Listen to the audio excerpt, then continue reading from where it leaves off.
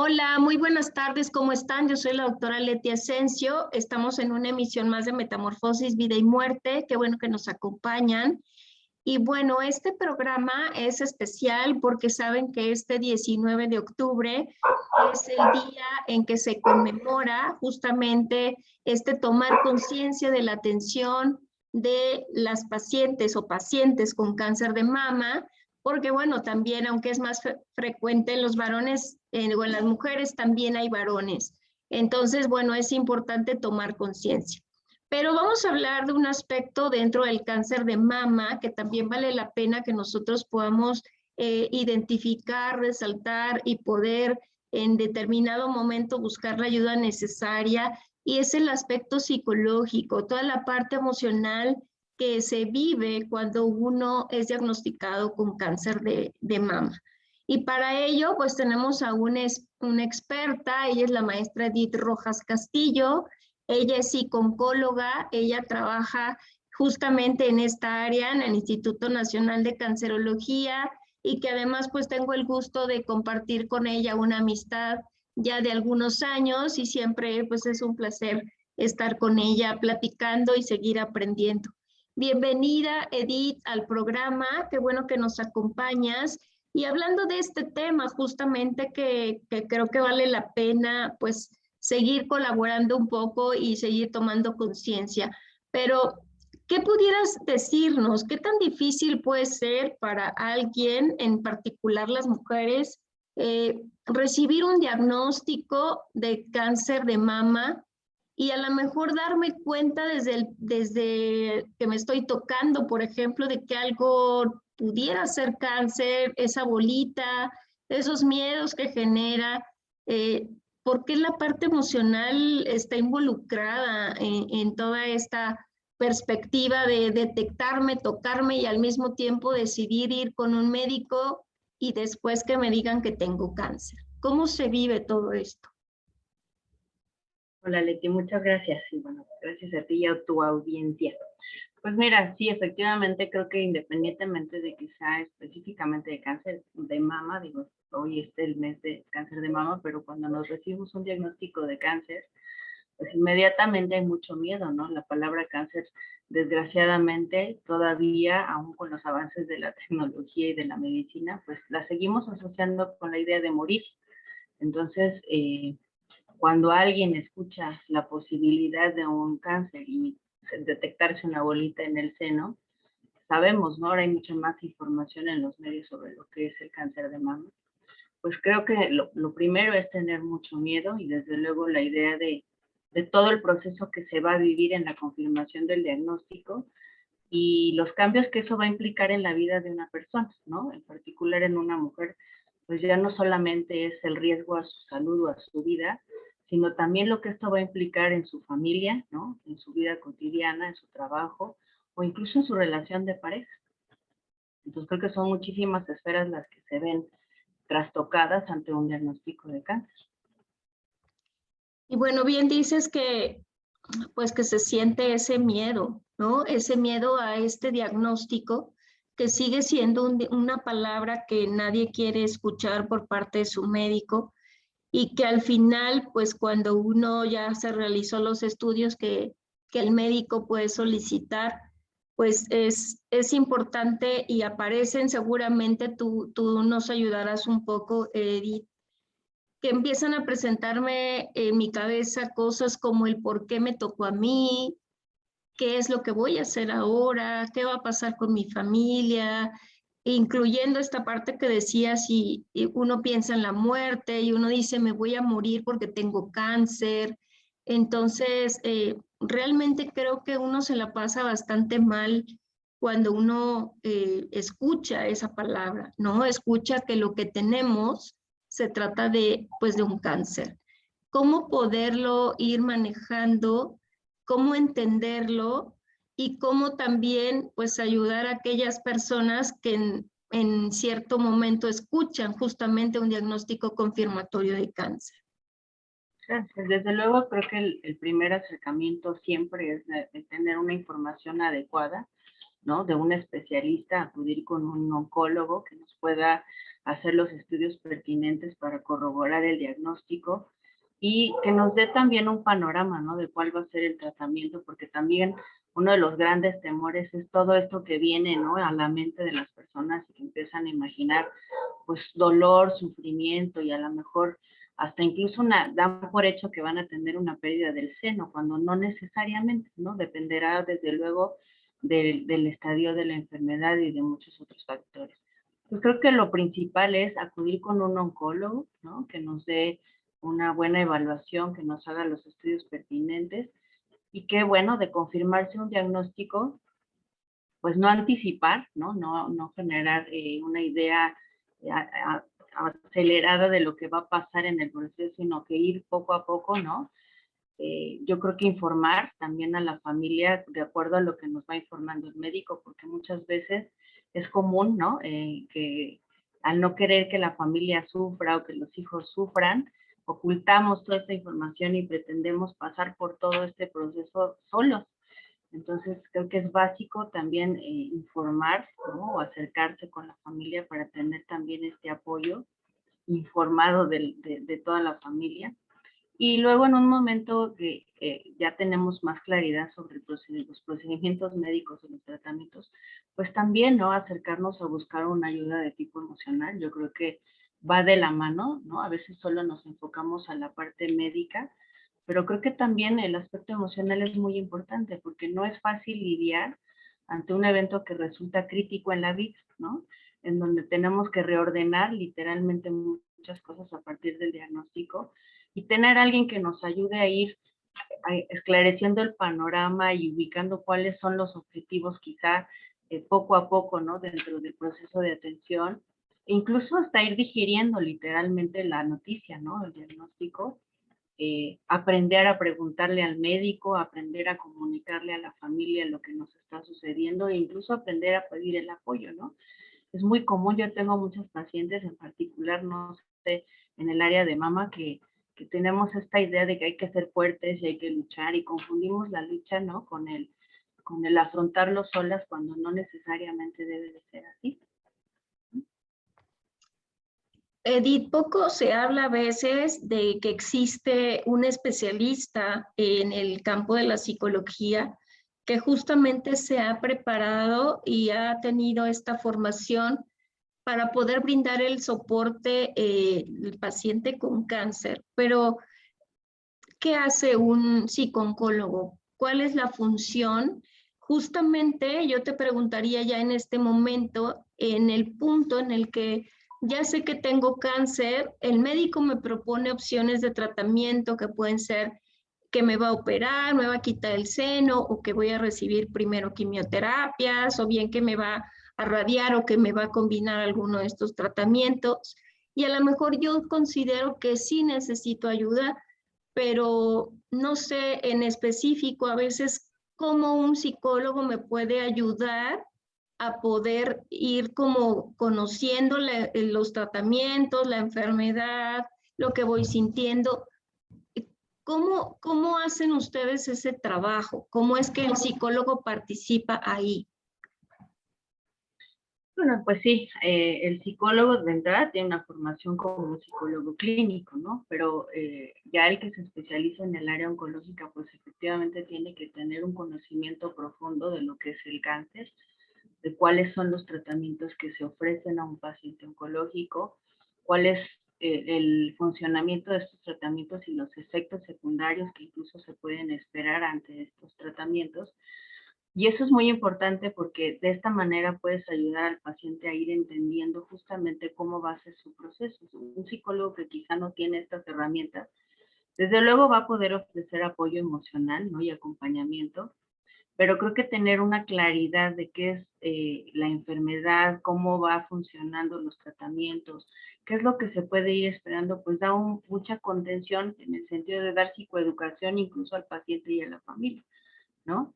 Y porque además, pues también uno va entendiendo también cuál es el proceso desde que puede ser el diagnóstico hasta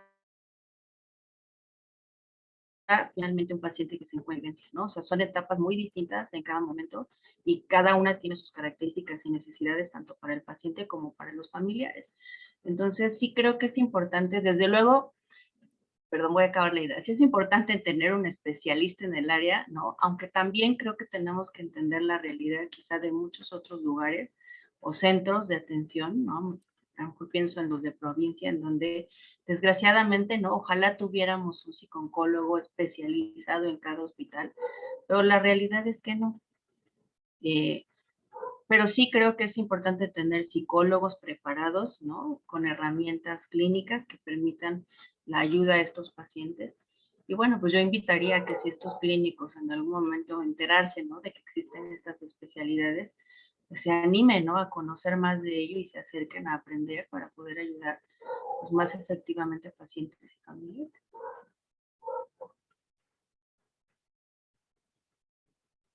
Y bueno, es cierto que también siempre que ligamos la palabra cáncer, nos imaginamos aquella persona que no tiene cabello, aquella persona que se ve como un poco demacrada por los tratamientos.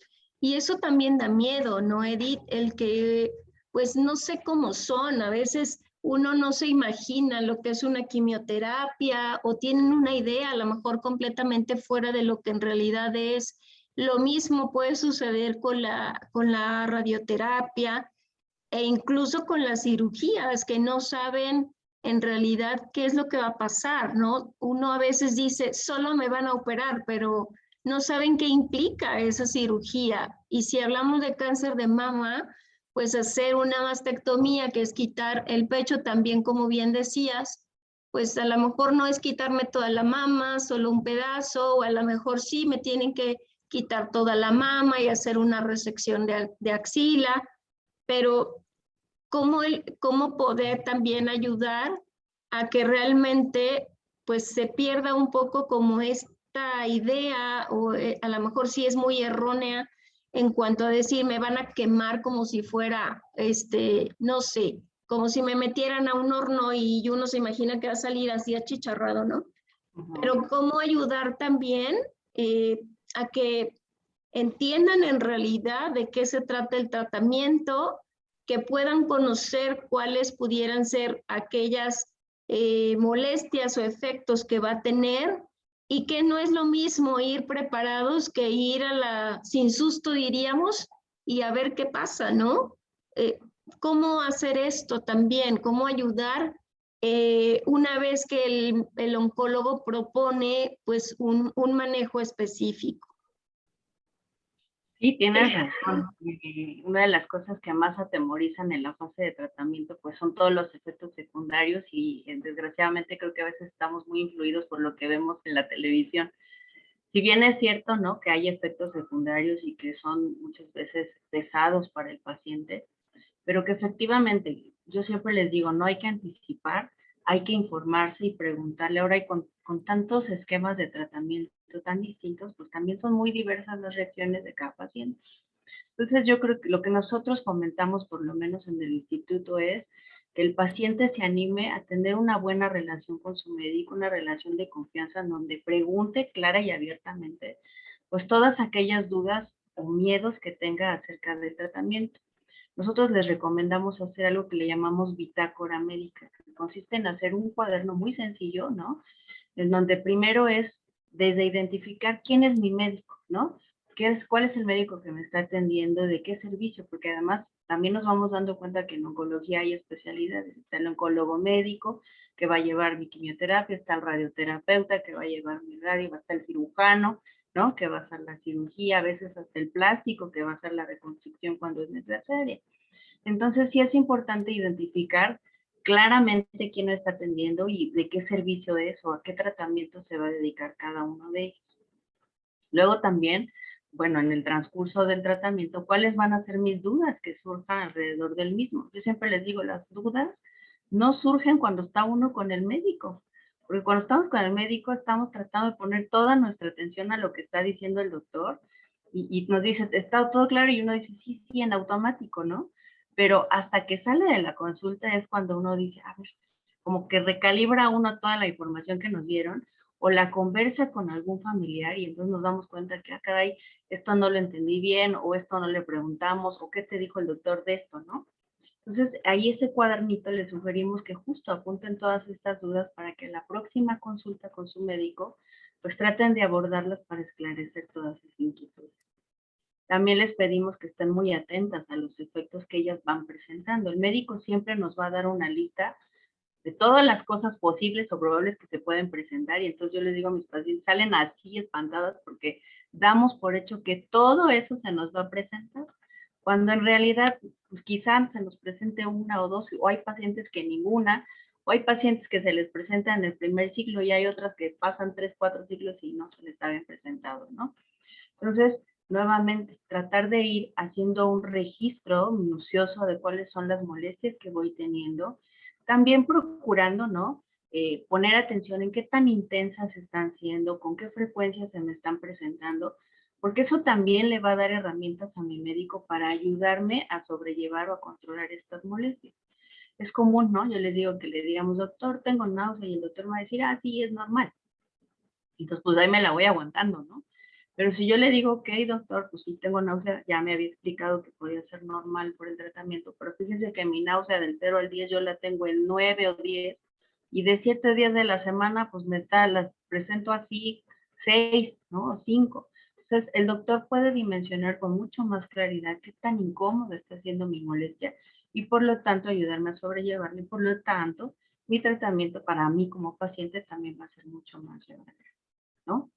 Igual, ¿no? Mis medicamentos, ir llevando un registro de todo aquello que estoy tomando, cómo lo estoy tomando, quién me lo indicó, para qué me lo indicó, porque así también voy llevando un seguimiento y un buen apego a mis tratamientos. Entonces, creo que eso es una herramienta muy sencilla y muy básica que nos puede ayudar, ¿no? Durante todo nuestro proceso de atención.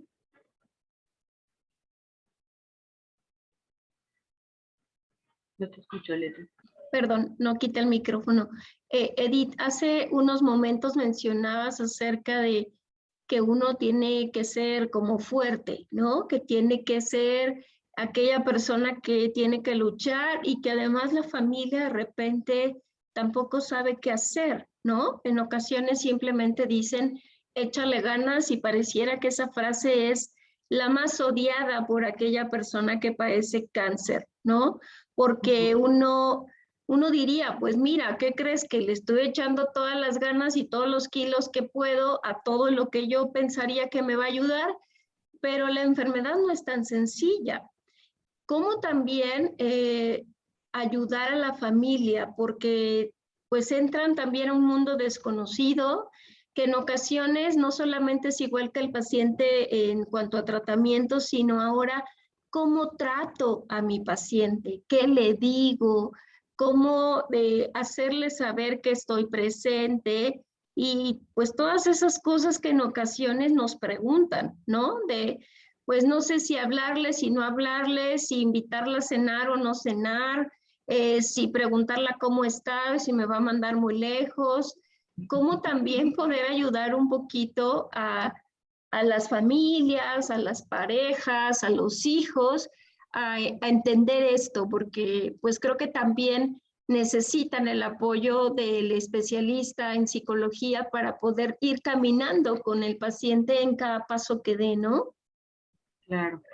Pues también tiene mucho que ver con irnos educando, ¿no? De que las emociones tienen un amplio espectro y que no todas, porque las calificamos incluso como buenas y como malas, ¿no? Y es ir entendiendo que toda emoción es necesaria y congruente con lo que estamos viviendo, y que por lo tanto, ante una situación de crisis en donde cambió de pronto, ¿no? Nuestra conocimiento de salud y de nuestra rutina de día a día, pues tenemos que entender que vamos a tener una respuesta emocional congruente a eso. Vamos a estar afligidos, tristes, a lo mejor enojados, frustrados, decepcionados, ¿no? Y que entonces, no ser fuerte no se trata de no sentir, ¿no? De contener todo eso que estoy sintiendo.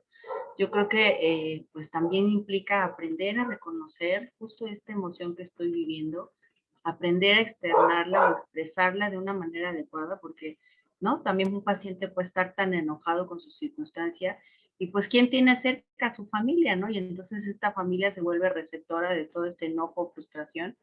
Entonces es ir ayudando a entender que pues nadie tiene la culpa de lo que está sucediendo, ¿no? Y que hay maneras más adecuadas de externar el enojo, el sufrimiento que se esté viviendo, ¿no?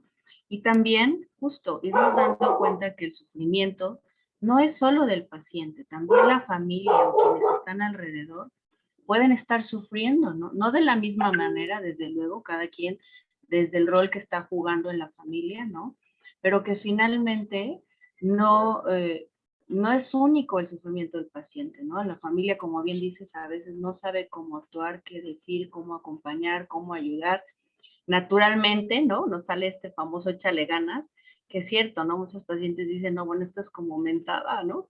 Pero que en realidad no es malintencionado, ¿no? Sino que muchas veces no sabemos exactamente qué decir, pero que justo en el conocimiento y entendimiento de mis propias emociones y necesidades, yo misma soy quien puedo también explicarle a mi familia qué es lo que necesito, qué es lo que verdaderamente me ayuda en este proceso, qué no me gusta, qué no quiero que me digan, ¿no? O cómo quiero que me lo digan, qué es lo que me va a ayudar más.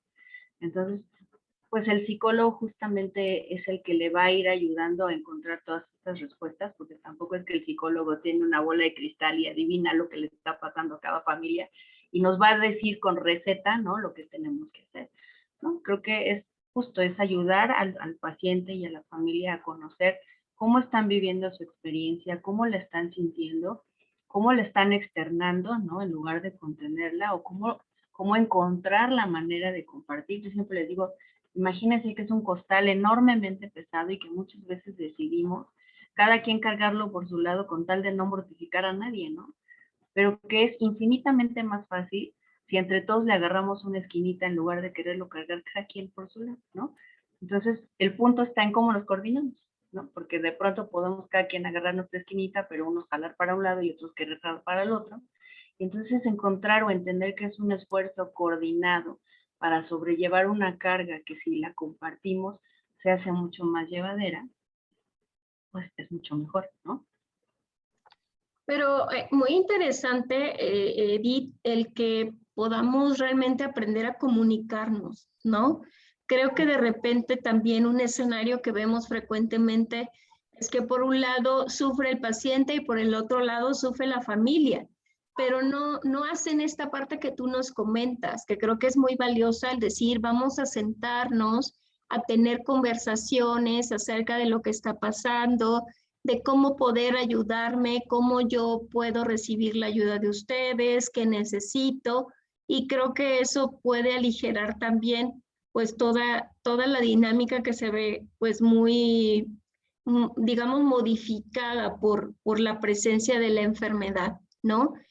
Y bueno, Edith, el cáncer de mama en particular, pues tiene un simbolismo importante porque tiene que ver con nuestra sexualidad en las mujeres principalmente, ¿no?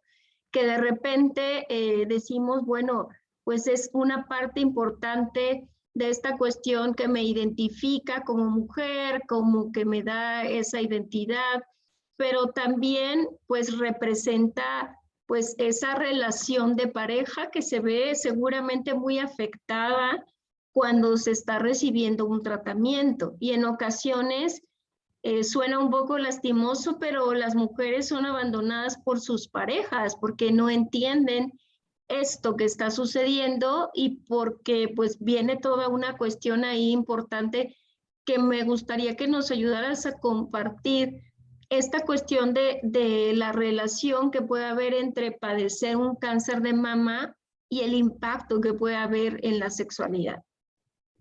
Claro, es bastante complejo porque efectivamente, ¿no? Bien lo dices, tiene que ver con nuestro sentido de feminidad, ¿no? Con incluso de sentirnos atractivas o incluso hasta de maternidad, ¿no? Dependiendo desde luego la edad en la que se encuentre la paciente. Y es difícil, es un literal una reestructuración, ¿no? De este concepto que estoy teniendo a partir de una parte de mi cuerpo y redescubrir que si bien es cierto, ¿no? Que forma parte de mi feminidad, de mi sexualidad, no está todo ahí, ¿no? Pero hay que trabajarlo y mucho con ellos para justo ir como descolocando, ¿no? Este sentido de ser atractivo o de seguridad en mi feminidad más allá de una parte física del cuerpo.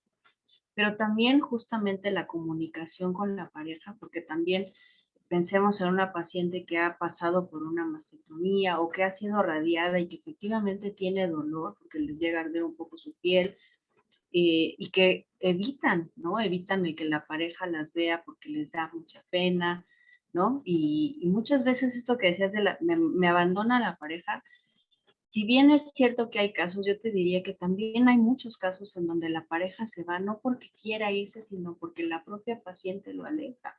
Es tanto a veces el temor de ser rechazado que entonces la actitud es, bueno, pues primero te rechazo yo antes de que me rechaces tú, ¿no? Y sin darnos cuenta van alejando o vamos alejando a nuestra pareja.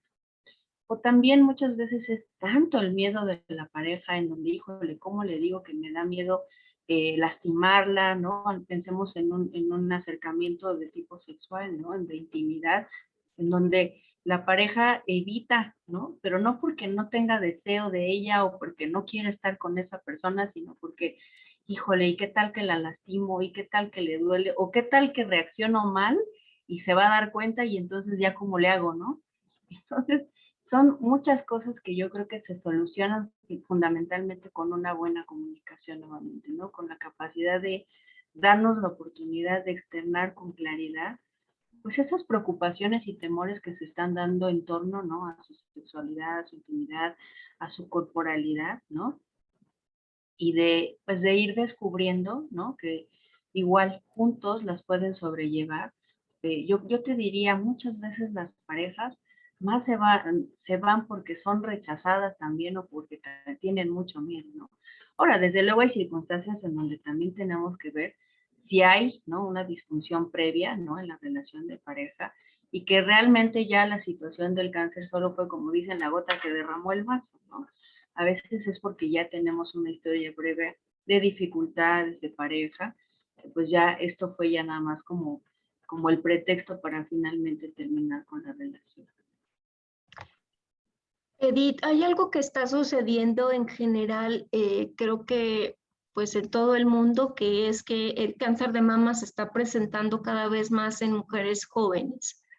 Y eso también va a tener seguramente pues una implicación en este rol de la maternidad, ¿no? Porque pues la quimioterapia va a tener pues algunos efectos importantes, es un tumor que tiene pues una relación importante con la producción de hormonas que nosotras las mujeres tenemos, y el embarazo pues viene otra vez a mover una serie de hormonas en el cuerpo que hay que estar como muy atentos y vigilantes, pero cómo es también que podemos participar o podemos apoyar en este impacto que también va a tener en la maternidad, en las mujeres, sobre todo más jóvenes que están presentando este tipo de cáncer. Sí, yo te diría que no solo en la cuestión de maternidad, ¿no? También esta parte que estás hablando, estábamos hablando de atractivo sexual, ¿no? Porque muchas de estas mujeres tan jóvenes ni siquiera han tenido incluso la posibilidad de tener una pareja estable o de estar en un matrimonio, ¿no? A lo mejor están todavía solteras y están con la expectativa de tener una pareja o estaban en un proceso no sé, a lo mejor concretaron un casamiento, yo qué sé. Y a veces esto de verdad irrumpe en todos esos planes, ¿no? Con la idea de, pues, exacto, ya no voy a poder darle una familia, porque, bueno, además reciben un tratamiento hormonal muchas veces, ¿no? Por un periodo sostenido y entonces eso, pues incluso ya, además de que no puedan tener un bebé, pues también hasta causa una menopausia precoz, ¿no? Y entonces de pronto se están vivenciando cosas que en la mente, pues no las está uno esperando vivir tan pronto, ¿no? Entonces sí, de verdad es un ajuste muy impactante. Otras pacientes, por ejemplo, en el caso de los pacientes jóvenes, pues se hacen las cirugías profilácticas, ¿no? En donde hay que a veces quitar un seno que está sano, pero que puede tener un riesgo muy importante de presentar un tumor en el tiempo. Entonces también es confrontarlas con unas decisiones a veces muy duras, ¿no? Porque aunque sabemos que es para su beneficio, pues es muy difícil de pronto tomar la decisión de quitarme un seno que yo sé que en este momento no está enfermo, ¿no? Entonces sí, es un reto muy grande, desde luego, con los pacientes jóvenes, pero sí, mucho tiene que ver con aceptar la situación que está ocurriendo, que ojo, aceptar no quiere decir estar de acuerdo, ¿no? Sino es entender esta realidad que estoy viviendo y cuál es la mejor manera de confrontarla, pues en todos esos aspectos, desde la toma de decisiones médicas que pueden ser profilácticas, hasta las situaciones de familia, de emprender una relación de matrimonio o no, etcétera, ¿no? Finalmente tienen que continuar con su vida, que es lo que esperamos, ¿no? Que ese es otro factor. Al ser pacientes, bueno, también de jóvenes, pues la cuestión de supervivencia con los tratamientos. No solo las mujeres jóvenes, ¿no? También es una realidad que ante el resultado de los tratamientos que hoy en día tenemos, hablamos cada vez más de mayores periodos de supervivencia, ¿no? Entonces eso también implica que las pacientes tengan que hacer ajustes continuos pues en su vida, ¿no? Frente a la realidad que están viviendo de ser de pacientes que van a estar por un tiempo prolongado, ¿no? Acudiendo al hospital. Quizá ya no a tratamientos agresivos o activos, pero sí a un seguimiento constante que también, ¿no? Capaz las pacientes a mí me comentan, ¿no? Cada vez que vengo, por más que yo esté bien, me sienta perfecta y no tengo ninguna molestia, el solo hecho de pensar en venir al hospital me da pavor, ¿no? Porque vienen con la incertidumbre de qué les van a decir, qué van a encontrar, o que nos digan que todo sigue bien, ¿no? Entonces sí, desde luego es un reto de largo plazo. Oye, Edith, con esto quisiera preguntarte, ¿es cierto también lo que mencionas con respecto a tener, pues ahorita buenas opciones de tratamiento que han logrado tener mayores tasas de supervivencia en los pacientes con cáncer de mama en particular? ¿Y cómo ahora pensemos una paciente que ya llevó a cabo su tratamiento y pues ya está en esta etapa que nos gustaría que la mayoría entrara, que es la etapa de vigilancia? Pero ahora ya tengo que regresar a trabajar, ya tengo que retomar mi vida a lo mejor lo más normal que yo pueda porque ya no voy a ir al hospital. Y otra duda que por ahí aparece es, ¿ya me curé? O sea, ya me curé del cáncer porque ya no estoy recibiendo y estoy en esa etapa de vigilancia.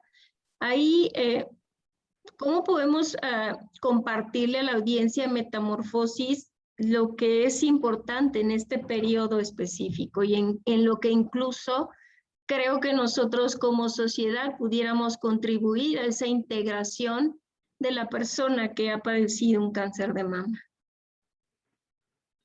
Pues, sí, yo creo que la parte difícil es muy al inicio que va terminando el tratamiento, esta idea de estoy curada o no estoy curada, ya puedo dejar de venir al hospital. Y a veces es difícil tener conciencia de que aun cuando ya no hay una enfermedad detectable, pues el comportamiento de estas enfermedades siempre es un riesgo, ¿no? De una recurrencia. Y eso, tenerlo consciente es difícil. Entonces, tener conciencia de que debo de generar un hábito de salud, que yo creo que eso lo debemos de hacer todos, ¿no? Independientemente de que estemos o no en un proceso oncológico, pero tener el hábito de salud, de no dejar de acudir con mi médico a mis consultas de seguimiento o vigilancia, que pues que igual que en todo el tiempo del proceso de atención, no debo de anticiparme a una mala noticia, sino estar vigilando, ¿no? Estar vigilando mi cuerpo y que en algún momento si noto algo raro, diferente o fuera de lugar, pues no lo dude, que eso es una de las cosas que luego cuesta trabajo, ¿no? El paciente se asusta y demora el ir al médico nuevamente. No tener miedo, creo que yo siempre he creído que es mejor que nos digan que está detectado a tiempo que nos digan por qué no vino antes, ¿no? Entonces, pues creo que es eso, es mantener esta constancia y este hábito de salud, de vigilarse, de estar presente en sus consultas. Con la familia es complejo también porque creo que lo que puede pasar mucho en casa es que pues ya la vemos todos muy bien, ¿no? Ya no tiene ninguna molestia y pues ahora sí que regrese con todo, hacer todo en casa, ¿no? Y entonces, aunque pareciera que el paciente está perfectamente en condiciones de hacer todas sus actividades, la realidad es que algunas de las secuelas de los tratamientos pueden llegar a presentarse en el mediano o largo plazo aún terminado el tratamiento. Entonces puede estar experimentando todavía fatiga, ¿no? O a lo mejor hay pacientes, sobre todo en cáncer de mama, cuando quitan ganglios, por ejemplo, de la axila, pues son pacientes que van a estar lidiando con el famoso linfedema, ¿no? Que se edematiza la extremidad del brazo y que entonces son pacientes que ya por muchos, o si no es que por siempre van a tener que estar cuidando ese bracito de altas temperaturas, de cosas pesadas, de cosas que opriman, ¿no? Que entonces ¿no? Cuando se ponen a barrer y a lavar y a hacer tantas cosas en casa, pues de pronto, caray, se me puso hinchadísimo el brazo, ¿no? Y entonces la familia también tiene que ir entendiendo que también es un proceso de adaptarse a una nueva realidad, porque de pronto queremos o la expectativa es que la realidad sea exactamente igual a la que era antes de la enfermedad. Y no, ¿no? O sea, es una nueva realidad con cambios que se presentaron en mi cuerpo a partir, ¿no? De los efectos secundarios del tratamiento, en donde además, pues no solo esos cambios son a nivel físico, pues lo que estamos diciendo implica también un proceso de adaptarme mentalmente y de poder decir, híjole, pues ahora tengo que cuidar más este brazo y es inevitable la comparación y hasta a veces el enojo y frustración porque pues yo antes barría la casa de una sola y ahora me la tengo que llevar de pedacito en pedacito, ¿no? Y genera mucha frustración y mucho enojo. Y bueno, pues también nuevamente, ¿no? La familia acoger, ¿no? Como esta parte de rehabilitación literal y de reintegración a esta nueva vida con tolerancia y con paciencia, ¿no? Porque sí, de pronto la queja común es de, pues ya, ¿no? Ya me ven bien y ya todo el mundo sus cosas. Y es cierto, también el paciente debe de entender que si bien la familia a lo mejor durante el proceso de atención se volcó en atenciones y cuidados para con uno, pues también cuando termina el proceso o cuando este ya se ve más holgado, pues también la realidad de la familia es que tiene que regresar también a su propia realidad, ¿no? A lo mejor los hijos tienen que ofrecer más tiempo a sus estudios o el esposo tiene que regresar, pues ahora sí con todo al trabajo, ¿no? Y de pronto cuesta trabajo como dejar de tener toda esa atención o todo ese cuidado que se tenía mientras se estaba como paciente, ¿no? Entonces, pues este es un proceso, yo creo que eso es entender que todos son procesos de ajuste, un ajuste constante, que no va terminando, que siempre nos estamos adaptando, pero yo digo, la vida es eso, la vida es, nos adaptamos todo el tiempo, ¿no? No, la vida no es así permanente, ¿no?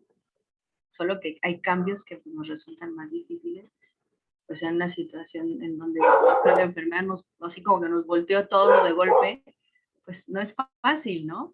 Pero creo que yo les diría tener la tolerancia, la paciencia, el observar, el comunicarse, el entenderse, ¿no? Que pues sí, ¿no? Como lo que estamos viendo ahora con la pandemia, es una nueva realidad, todo cambió de alguna manera, pues igual, ¿no? Esto es una crisis que tocó a la familia, que tocó a la paciente y que generó cambios fundamentales en su funcionamiento diario y que habrá que adaptarse continuamente, ¿no? Ahora una nueva etapa de regresar, ¿no? A una vida donde ya no estamos lidiando con el cáncer en sí, ¿no? Sino ahora con el readaptarnos y regresar. Y lo que decías como a nivel social, yo les diría, si conocen a una paciente o un paciente que ha atravesado por un proceso oncológico, pues entender que es un ser humano con las mismas necesidades, que tiene una familia que alimentar, que tiene la necesidad de sentirse activo y productivo, ¿no? Y ofrecerles pues lo que le darías a cualquier persona, un trabajo, una oportunidad de vida, ¿no? Porque también una de las crisis importantes en estos periodos de supervivencia es que, bueno, ya salgo, pero y a la hora de pedir trabajo, nadie me quiere dar porque si nada más me hacen, ¿no? Mi entrevista y ahí ya sale que pues algún día tuve cáncer y no, pues qué barbaridad, usted ya no es candidato, ¿no? Cuando son personas jóvenes, fuertes, capaces, funcionales, ¿no? Digo, lo de aquí está perfectamente bien, y pueden seguir, ¿no? Laborando y finalmente pues, necesitan tener una vida, ¿no? Oye, Edith, antes de que se nos vaya el tiempo, porque ya estamos como muy cortitos, quiero preguntarte, hay algo que también ahorita en todo esto que estamos platicando, creo que se ve afectada la autoestima, ¿no? La autoestima, la imagen que tenemos ahora de nosotras mismas, porque hay quienes de repente les cuesta mucho trabajo volverse a ver al espejo, ahora con un cambio en su cuerpo, les cuesta mucho trabajo ver su herida primero y después la cicatriz, y eso impacta muchísimo en la imagen corporal, en la imagen que representamos hacia los demás, como también ir trabajando un poco pues este impacto, porque a veces sabemos que las mujeres somos vanidosas, ¿no? Entonces las que somos chinas queremos el lacio y las que son lacias quieren el chino y las que somos morenas queremos ser rubias y las rubias quieren ser pelirrojas y así no las pasamos, ¿no? Pero por una cuestión de salud, que lógicamente se ve pues lastimado a veces el cuerpo, cómo poder también tocar ese punto de la autoestima y pues de la nueva imagen que podemos tener de nuestro propio cuerpo. Ay, sí, pues creo que tiene que ver igual con esto de ir, así como les decía, de ir entendiendo las emociones y abrazándolas como parte de nuestro espectro, ¿no? Aún esas que son incómodas, estas emociones incómodas te están haciendo saber que algo es importante para ti. Igual, ¿no? El cuerpo, muchas veces, ¿no? Es muy común que nos digan, ay, es que se me está cayendo el pelo y todo el mundo me dice, no te preocupes, ya te va a volver a crecer. Pues sí, pero finalmente es parte de nuestra imagen, como dices, nos encanta pintárnoslo, ponerle, bueno, moños y todo lo que le hacemos, ¿no? Entonces, es parte de nuestra identidad, ¿no? Y creo que no se trata de no sufrirlo, de no sentirlo, sino de entender que esto es algo importante para mí. A lo mejor habrá chicas a las que, ay, me vale sombrilla, se me cae el pelo y yo me puse a andar, ¿no? Y me gusta. Pero habrá otras que digan, no, para mí es de verdad la pérdida más grande, ¿no? O igual el seno, ¿no? Habrá gente, yo tengo pacientes que me dicen, no, sí, yo las tenía bien chiquitas y la verdad ni me importa, ¿no? Pero tengo otras en donde dicen, pues es que era mi atractivo, ¿no? Era lo que por lo que yo llamaba la atención. Entonces es ir entendiendo que cada parte de nuestro cuerpo, así sea la pestaña, nos significa y nos representa cosas muy distintas a cada quien, ¿no? Y que tenemos que respetar eso, no podemos juzgar ni decir eso está bien o está mal o hasta dónde sigo ahí no soy una exagerada, ¿no? O sea, yo creo que a cada quien nos representa algo completamente distinto, ¿no? Y entonces justo entender, a ver, para mí, ¿qué representa esta parte de mi cuerpo? ¿Qué representa esta pérdida que estoy teniendo? ¿Cómo la tramito, no? Primero conmigo mismo, ¿no? Para ir entendiendo y asimilando esta pérdida que estoy teniendo. Y luego, ¿cómo la tramito con los demás para poder entonces enfrentarme, ¿no? A las miradas, porque mucho de lo que me pasa con mis pacientes es que a veces no quieren ni salir a la calle, ¿no? Porque no quieren que nadie las vea, que nadie se dé cuenta, ¿no? Es bien frecuente que después de las cirugías andan con unas chamarrotas y unos suéteres enormes, ¿no? Para que no se note nada pegado. Y no, bueno, ya no digas ponerte un traje de baño, ¿no? Porque qué barbaridad. Entonces, pues sí, también es entender que es un proceso, no va a ocurrir de la noche a la mañana, desde luego, pero que en la medida en que me voy permitiendo hacer contacto con lo que estoy sintiendo a partir de mi pérdida, no evitándolo, ¿no? No puedo evitar estar triste o estar dolido o estar preocupado ante una pérdida. Bueno, si nos preocupamos, pues se nos pierde una pulsera, imagínate una parte de nuestro cuerpo, ¿no? Entonces, ya desde ahí, ¿no? Desde cómo me permito sentir lo que estoy sintiendo, ser tolerante a la emoción que estoy sintiendo. Pues es incómoda, sí, es muy incómoda, ¿no? Pero que finalmente si la permito y voy fluyendo con esta emoción, pues puedo también ir aprendiendo a ir cambiándola, a lo mejor dándole sentido a esta pérdida que estoy teniendo, ¿no? Estoy perdiendo mi cabello porque estoy enfrentando un tratamiento que finalmente estoy buscando que me ayude a lidiar con mi enfermedad, a acabar con mi enfermedad. O estoy perdiendo un seno en donde me está doliendo profundamente, en donde cambia por completo mi imagen, mi esquema corporal, pero ¿por qué lo estoy permitiendo esta cirugía, no? Porque esta cirugía me está dando la oportunidad pues de vivir más tiempo, de compartir con mi familia, de estar con mis hijos, yo qué sé, ¿no? Para cada quien tendrá un significado muy particular, por eso creo que tampoco hay que comparar nunca. El punto es darte tiempo para explorar todas esas cosas, qué le están significando a cada quien, permitirse lo que está sintiendo a partir de estas pérdidas, porque no puede no doler simplemente, ¿no? Por más que sepa que es por mi bien o por mi salud, no me puedo exigir que no me duela, y los demás tendremos que ser sensibles a eso, ¿no? Porque sí es cierto, es muy común que digamos, ay, es por ti, ¿no? Es por tu vida, y ya va a pasar, te va a salir el pelo, ¿no? Pero pues, no lo estamos viviendo nosotros, ¿no? Finalmente. Claro. Pero qué importante también aprender que a veces atrás de una tempestad después viene la calma, ¿no, Edith? Esto que tú dices de darnos tiempo, pues también es eso, de repente permitir que pues se vayan como aterrizando las cosas, que pueda yo analizar cuál es lo positivo, cuál es lo negativo, porque también es cierto que vemos historias que vinieron a cambiar positivamente la vida de la gente, ¿no?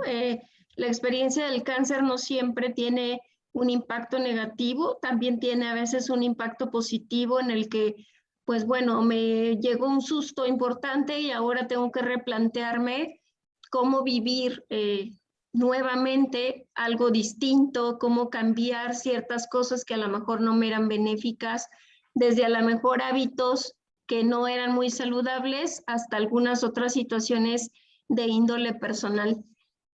Pero, ¿sabes? Edith, me gustaría, nos quedan escasos 5 minutos para concluir la entrevista, pero me gustaría que pudiéramos tratar de dejar mensajes muy específicos, justamente haciendo conciencia de esta conmemoración, digamos, del cáncer de mama en particular, que bueno, sabemos que hay muchos tipos de cáncer y nos gustaría que cada vez que hubiera algo, pudiéramos hacer un programa, pero creo que siempre el cáncer de mama nos ha ayudado a abrir un poco más la posibilidad de tocar estos temas. Pero, ¿qué dejaríamos en particular de mensaje o mensajes o conciencia específicamente para la población abierta para poder tener un poco más pues a la vista esta enfermedad que si bien la detectamos a tiempo, pudiera tener mejores posibilidades incluso de poderla erradicar, ¿no? ¿Qué te gustaría a ti dejar de mensaje en este programa? No, pues a mí me encantaría que todos nos informemos, que todos nos exploremos, ¿no? Que busquemos la atención oportuna, ¿no? Porque si bien ya decíamos que da mucho miedo pensar en la posibilidad de un cáncer, y eso puede retrasar, ¿no? La búsqueda de una atención oportuna. Entonces, yo les diría, sí, el miedo es natural, pero atrévete a superar un poquito ese miedo y a buscar la ayuda, ¿no? Oportunamente, porque eso, como bien dijiste, va a cambiar completamente el pronóstico, ¿no? Un paciente que se atiende oportunamente tiene todas las posibilidades de salir bien y de requerir, pues incluso hasta menos tratamientos agresivos, ¿no? Y bueno, yo creo que en un futuro, entre más informados estemos sobre estos padecimientos y de los procesos de diagnóstico, pues vamos a poder, ¿no? Yo no sé si erradicarlos, pero sí por lo menos detectarlos muy a tiempo y tener cada vez gente que va a estar menos enferma, ¿no? O que va a sobrevivir a estos padecimientos. Y yo pensaría también, Edith, que es una oportunidad para informarle a la gente que pueda tener esta enfermedad que, pues que hay alguien siempre que le puede tender la mano, ¿no? Que habrá personas como tú que puede ir como acompañando en esta parte emocional, tratando de, pues de acercarlo de tal manera a que pueda ir disminuyendo esos miedos, el que pueda ir trabajando pues esta relación importante de comunicación con la familia, de que pueda ir aceptando ahora una forma diferente de vivir su cuerpo y de tener pues una representación diferente hacia los demás, pero también los demás, que aprendamos pues a darles a las personas que pues que padecen de esta enfermedad la oportunidad de reintegrarse nuevamente a la actividad laboral, que a lo mejor tendrán algunas restricciones, como tú dices, en lugar de barrer toda la casa o barrer toda la calle, ahora tengo que hacerlo de forma diferente, pero que se aprende, ¿no? Uno creo que aprende a adaptarse. El ser humano, creo que esa es la parte muy valiosa que tenemos, de irnos adaptando, y lo hemos visto en la pandemia, ante situaciones que al principio parecieran como las más negras o fatalistas, pero bueno, nos vamos adaptando poco a poco a los cambios que hay que hacer. Entonces, pues, yo creo que... Sí, las cosas difíciles son pasajeras, todo es pasajero, va a pasar, pero además, si vas de la mano de los especialistas, de la familia, va a ser mucho mejor. No tienes por qué vivirlo solo, ¿no? Ser fuerte, yo insisto, no es demostrarle a todos que tú puedes y no necesitas la ayuda de nadie, ¿no? Yo a veces digo, se necesitan más calzones para decir que tienes miedo, ¿no? O que estás angustiado. Entonces, eso es animarte a compartir lo que estás viviendo y no vivirlo solo, ¿no? Porque eso te va a ayudar muchísimo a ti y a tu familia, porque yo creo que no solo te están ayudando a ti, sino en el momento en que tú abres la posibilidad de decirle a los demás lo que estás sintiendo, lo que te está pasando, es abrir una puerta a los demás para que hagan lo mismo. Entonces lo que les decía al costar se hace mucho más llevadero, ¿no? Pues yo creo que nos dejas mensajes por ahí de análisis, Edith, y que pues vale la pena no vivirlo solo como tú dices. Siempre habrá alguien que me pueda brindar la mejor oportunidad para que esto sea pues lo menos empedrado posible, que pueda resultar el camino del cáncer, ¿no? No podemos evitar que sea difícil porque los tratamientos son pues agresivos ante una enfermedad que de repente no es tan sencilla, pero que acompañados pues las cosas pueden resultar ser menos pesadas y puede llevarnos a un camino pues menos empedrado. Pues Edith, no me queda más que darte las gracias por compartir con nosotros esta tarde hablando de este tema en particular y en este mes en particular, que pues se ha visto la necesidad de ir justamente hablando más del cáncer, más sensibles a poder ayudar, y todos podemos tener la posibilidad de tenderle la mano a alguien, ¿no? Desde alguien de la familia hasta una compañera de trabajo, hasta alguien que a lo mejor no conozco, pero que se acerca a mí por alguna circunstancia, y podemos tener pues una escucha y una mano que puede ayudarle a, como decía, caminar acompañado en este transitar. Edith, muchísimas gracias por la entrevista, siempre un gusto platicar contigo y que pues sigamos teniendo pues este aporte importante que tú haces a los pacientes con cáncer. Muchas gracias, Edith. Gracias, con mucho gusto. Pues este fue su programa Metamorfosis, Vida y Muerte. Recuerden, nosotros estaremos nuevamente transmitiendo en esta su estación Promo Estéreo, y pues nos vemos hasta la próxima.